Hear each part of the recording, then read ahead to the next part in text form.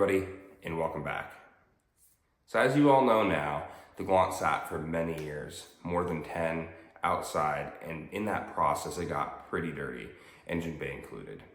We posted that first video of us receiving the Galant after many years of all that neglect and being outside. A good friend Corey with Rainier Cryo Restoration reached out and asked if he could dry ice blast the engine bay. Corey and I go back many years, probably more than 15 at this point, and he's got an 89 Mirage, I believe, with a 4G63 swap and a 20G that makes a good amount of power and is plenty fast. So we wanted to take you along for the ride as we learn a little bit about what that is.